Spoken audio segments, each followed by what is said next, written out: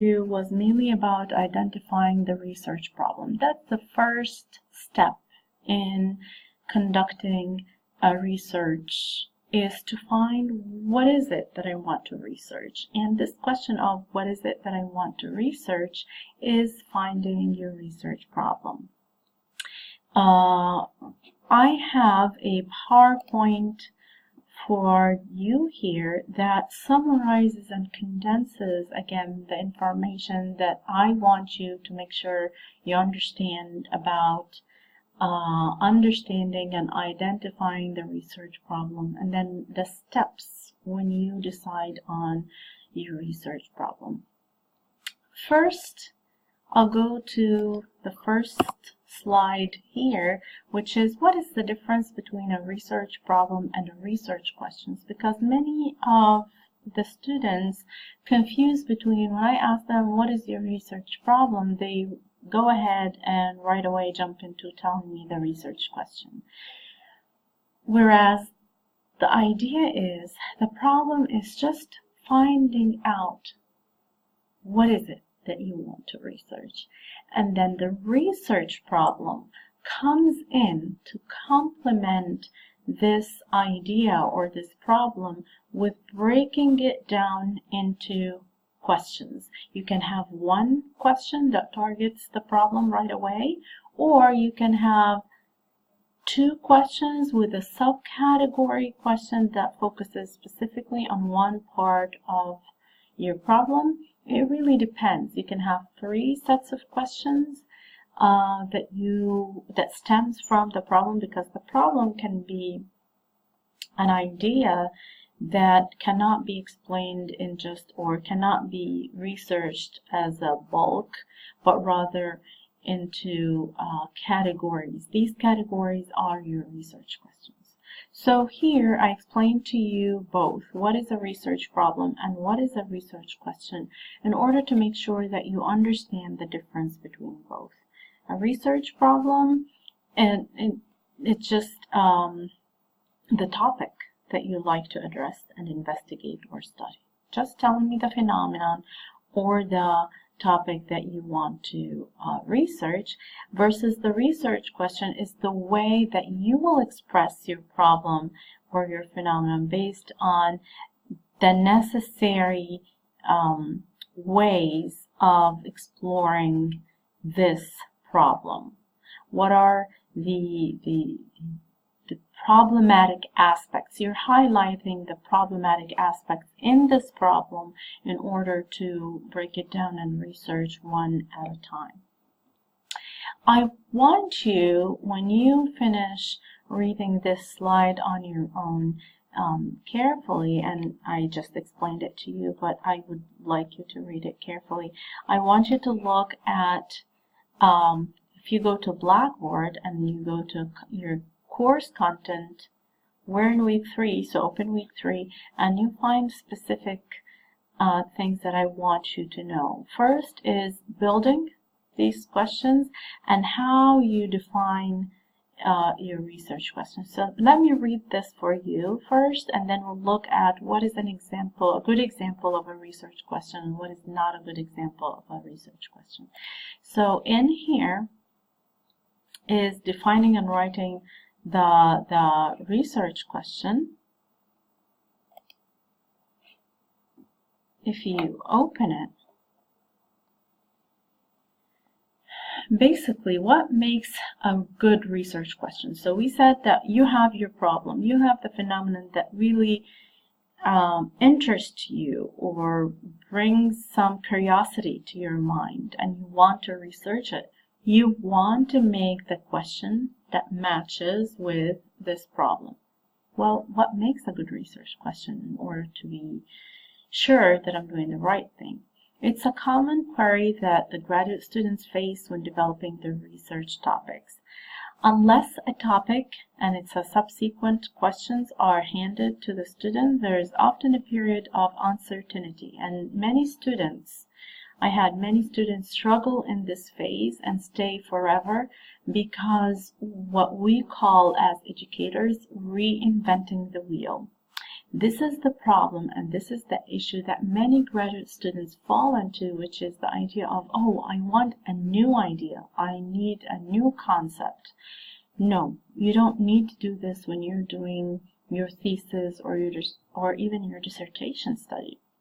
All what you need to think of is a problem that concerns or interests you, and then think of how was this topic tackled in any other researches, and build on this idea and this interest research questions that are not complicated. Do not try to reinvent the wheel. Do not try to go and write questions that no one had handled it before, because you leave yourself going into loops trying to figure it out.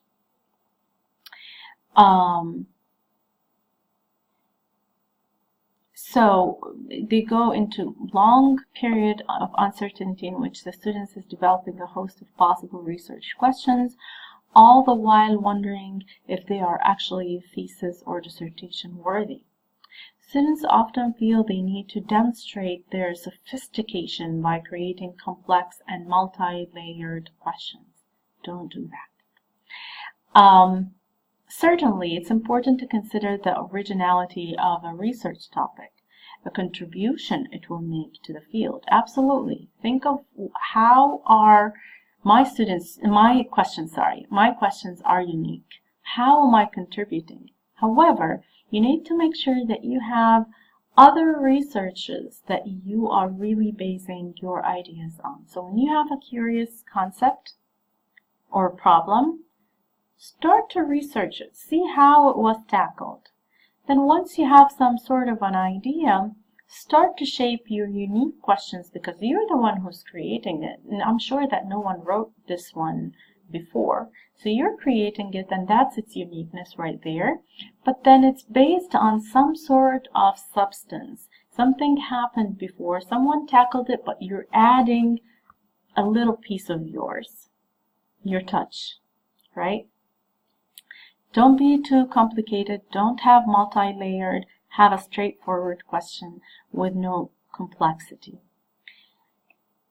You can approach an interesting and important topic with research questions that are uncomplicated and clear. Start with the idea, what you want to know about the topic, and then break the idea down into more and more precise questions. Don't be afraid of simplicity in composing research questions. A set of straightforward research questions will help you stay focused. All right, so that's one thing or one way to think of your problem and how you can venture into writing your research questions. Now, the other thing that I wanted you to look at is, what is an example of a good research question then? And what is not an example of a research question? Here you have this document. If it opens, let's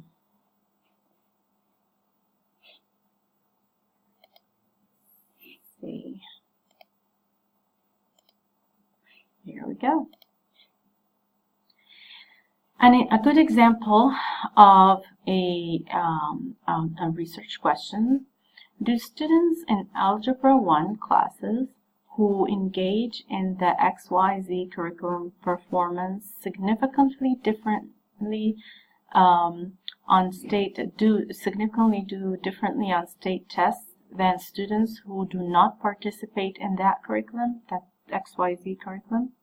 Do these students perform significantly different than these students who do not participate? Why do students seem so apathetic? Now look at the difference between these two. This one is good.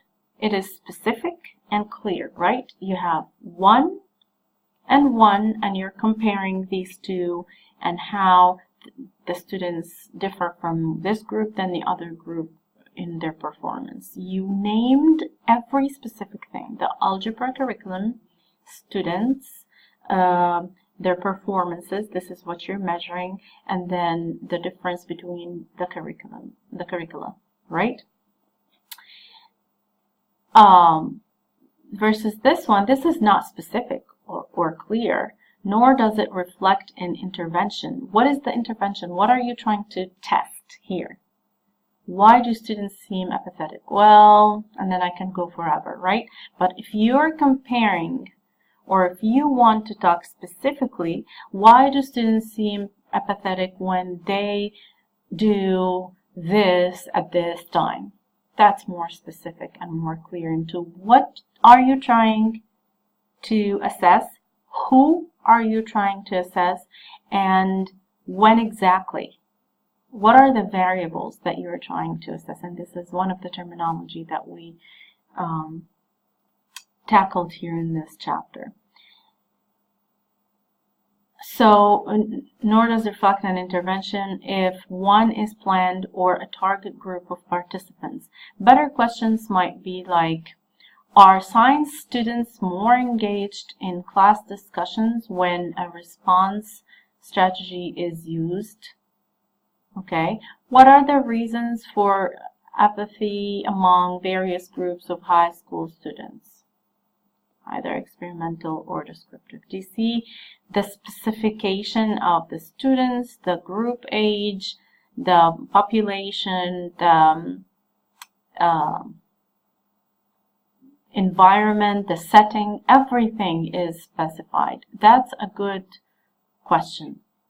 Please read through the good questions versus the bad questions in order to exercise and train yourself into how can you form a good question.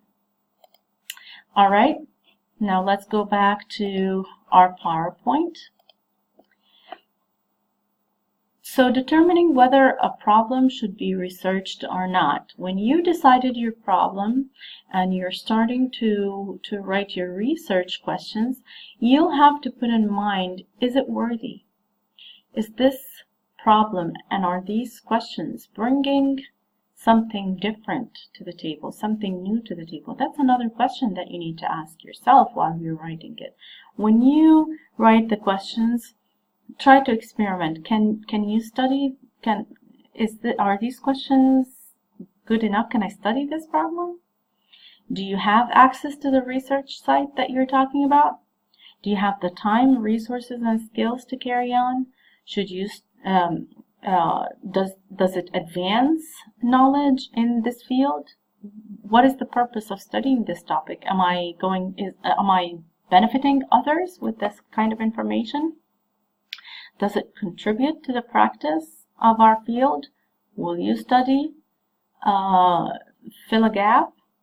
Will your study replicate a past study but examines different participants and different research sites? So when I say not reinventing the wheel, you can actually look at a study and think, and then think, well, how about this population? Or how about this age group? Or how about this culture? Okay? Will your study extend past research or examine the topic more thoroughly? Will your study give a voice for people who are never heard, different ethnicity or different culture?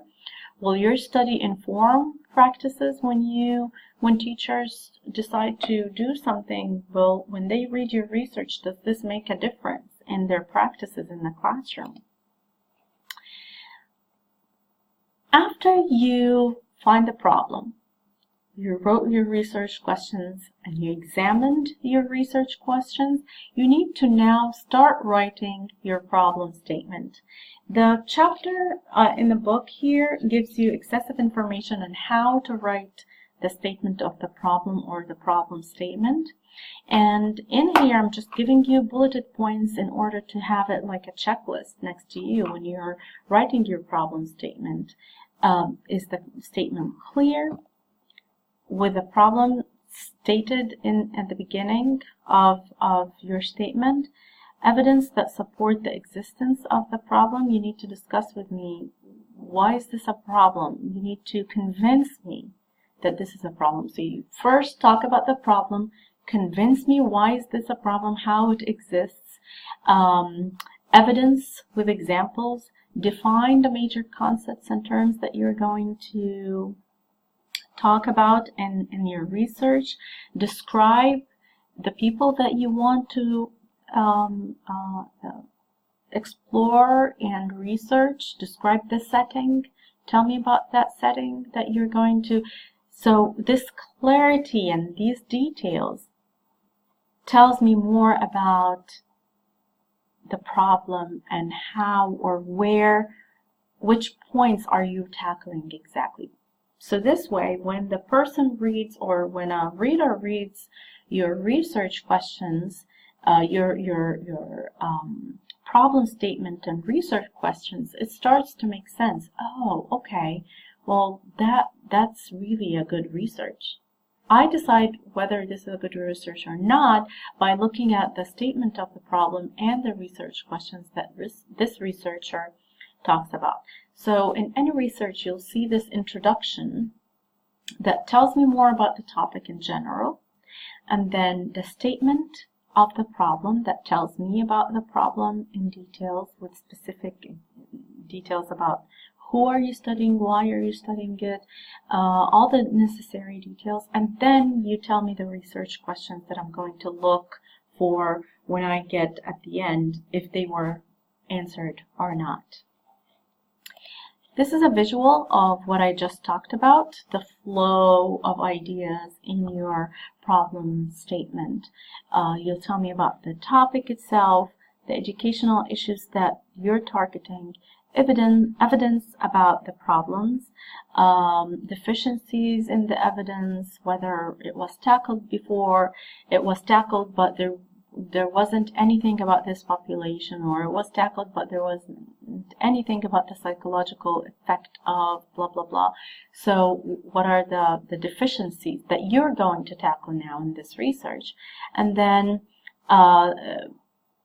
who are the audiences? Who are you actually looking to target this research for? Are they teachers, policymakers, practitioners? Who are you talking to? Who is it going to benefit, basically? Then we come to some of the important terminologies that you need to understand and make sure you know when you are thinking of your problem, and when you are writing your problem statement, and when you are shaping your research questions. Some of the terminologies or concepts that were tackled in this chapter were the word variable, constant, operational definition, hypothesis. These are the terminologies or the concepts that I thought might be new for you. I mean, the whole concept might be new, but these terminologies are important in order for you to understand what you're doing, intentionally writing these things. So a variable is the property associated with the concept that varies when measured. So when you say you want to see the algebra students that take this curriculum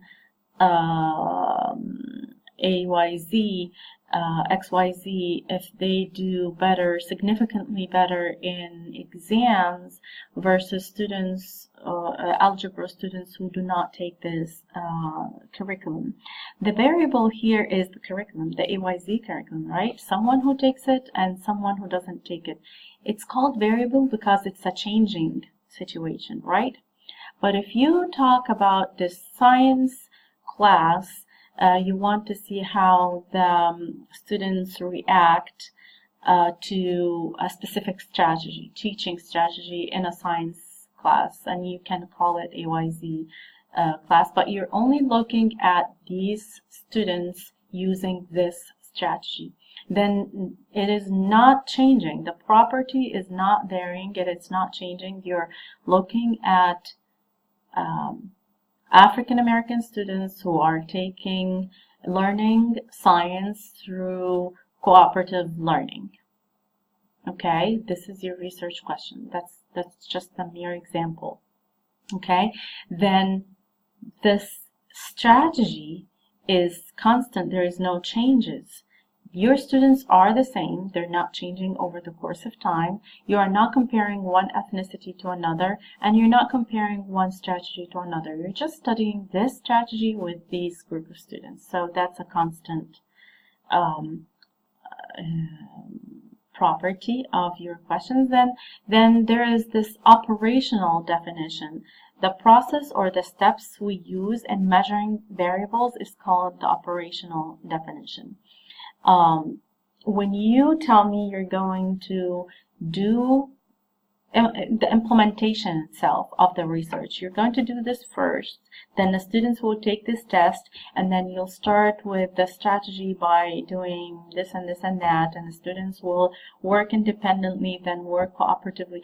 All of these specific steps in how you started the research and how you're going to end it, and how are you selecting your students, and how are you operating the whole research process is what's called the operational definition. Because the importance of this definition or defining the process of your operation of the research is important, because you want to help others to build on your research. If another student comes after you finish your research and wants to tackle this research from a different perspective, with different ethnicity group or with a different strategy, they can use your research as their literature review and build on it, because they have the operational definition. They know how you did it. But if this part is vague, no one can extend on your study, and no one can use your study as a source of knowledge, because they don't know. Things are ambiguous or things are vague, so they can't build on it. So without this operational definition, no one can build on it. So first, you need to understand, what is a variable? Do I have variables or not? And you can actually identify your variables. Or you can say, this is a constant variable where nothing is changing and nothing varies in the process. And you can or have to explain to us the operational definition. You usually do this throughout the research paper. You probably explain a little bit in the statement of problem, but you heavily do this in the methodology section, basically, where you tell me more about the participants and how are you going to start and how are you going to finish. And we're going to learn about this more in module, I think, 3.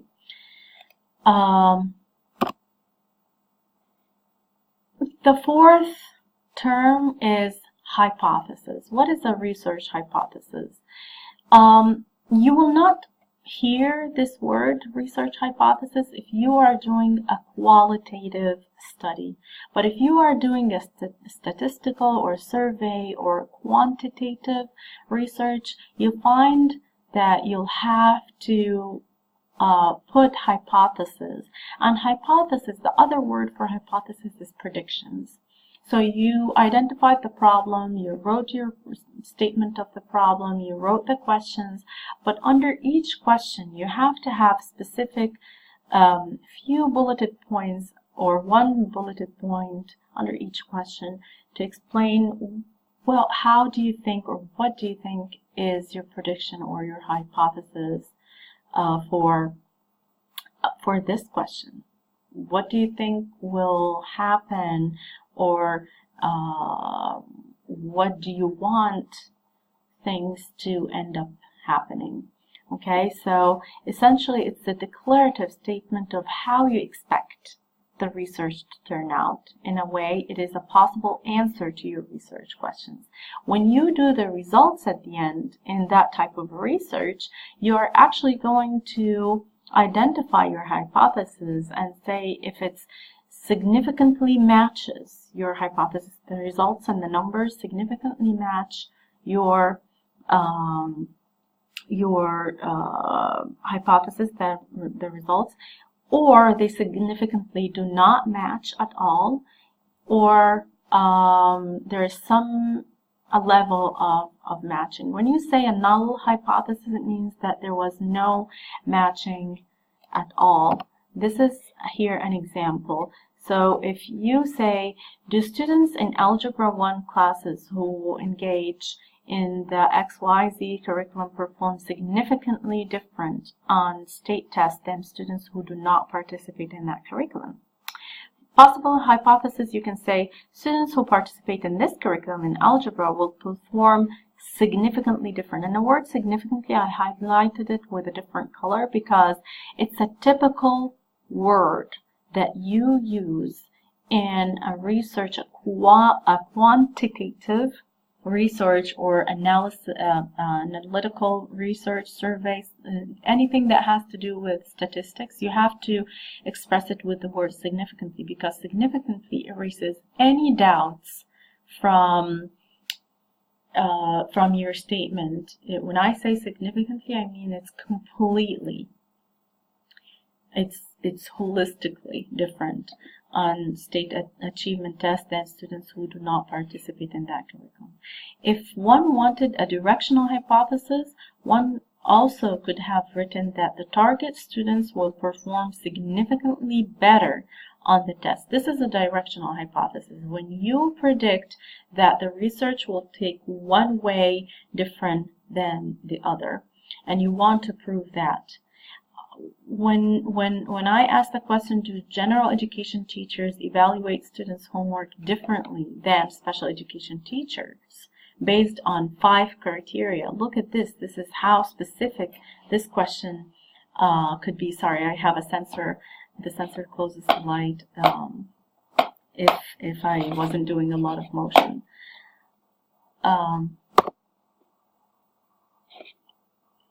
Okay, let's see.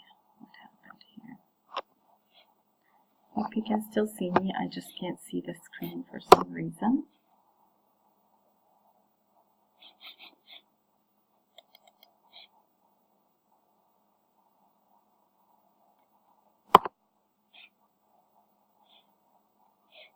I know that the video must be still working. It seems like I can't see the screen for some reason. I'm not sure if you can see it either.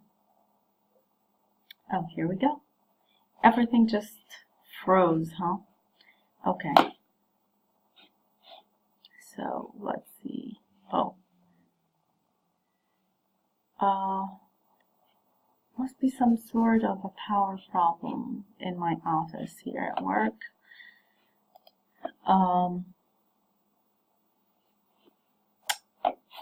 Okay, as you can see, the screen is freezing a little bit, and I'm hoping that it's still video recording. We don't want to start all over. But what we were talking about is the different kinds of hypothesis, and the directional hypothesis is more like the hypothesis, oh here we go, more like the hypothesis that gives a specific direction towards a specific, a particular kind of result, higher than, better than, rather than just they will do well or it will be significantly different and you'll stop. No, you'll say that it's better even. When you go to this question about the evaluation and see how specific that was, the 5 based on 5 criteria, this is a specific good example of a good question. The possible hypothesis that you can choose is general education and special education teachers evaluate students from homework significantly different on each 5 given criteria. You can go directional and say they use it more. One group use it more, use the criteria more than the other group, or you can just say that there will be significant difference. Or you can say the null hypothesis. When you hear the word null hypothesis, it means that there was no results. You may, it is simply a statement of saying that you expect no difference in the outcomes between both groups. So null means 0. 0 differences, or whatever that you're trying to measure will be 0 results that you're seeking.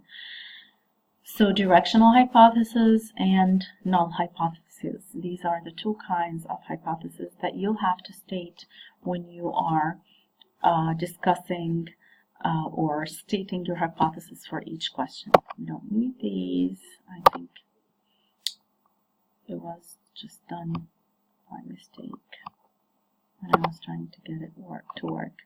Okay, the next slide. I think that was it. These are the terminologies that I wanted to discuss with you, and I wanted you to understand that it's a process. Finding your problem, writing your problem, and then writing your questions, and maybe or maybe not having the hypothesis. All of these are an interactive process, all together merge into one at the very end. So you don't come with your problem right away. Your problem keeps developing throughout the process. Even people find it throughout the process of writing. But it's best, of course, that you decide on your problem and read more from the literature to decide on the aspects and the details, then start writing your problem, which will help you to focus and narrow down your ideas even better. And then when you write your questions, you'll force yourself to be even more detailed, thinking about your variables, your constants, and your operational definitions of every single detail that you're going to do. You're going to think about your hypothesis when you're answering or thinking or predicting what could be the results for these questions. All of this is a process that will help you kind of shape your first step towards writing a good research. Something that I wanted to show is this difference. So this is your general idea. It starts there, right? And throughout this process, you get to identify the specific. Like I just explained to you, you have the topic right there. You kind of research the problem through literature and through readings, which brings you closer to your problem statement, gives you an idea of why and who and where are you researching this problem, and you're going to write this. And this will help you to shape your research specific, narrowed research questions. And if you will need to do the hypothesis, we'll wait a little bit on the hypothesis. Don't do the hypothesis now because you don't know which kind of research you're going to choose. On Module 2, we're going to discuss the different, or Module 3, I can't remember, the different methodologies of research. So if you decide at the end to do a quantitative, then you'll need the hypothesis. If you're going to do a qualitative or an ethnographic, you don't need hypothesis because it's built on merging things rather than knowing or expecting what might happen. You just need collecting data and numbers.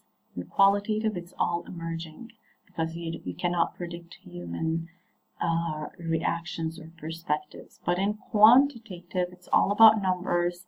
You're going after the numbers to prove a point or not, or to find that it's not proven if it's null hypothesis. Okay, hope this helps. Please feel free to ask me any questions again, either through Blackboard or email me. And I hope things and communication is going smooth now that we have the video and the screen capture. Good luck this week and wish you the best.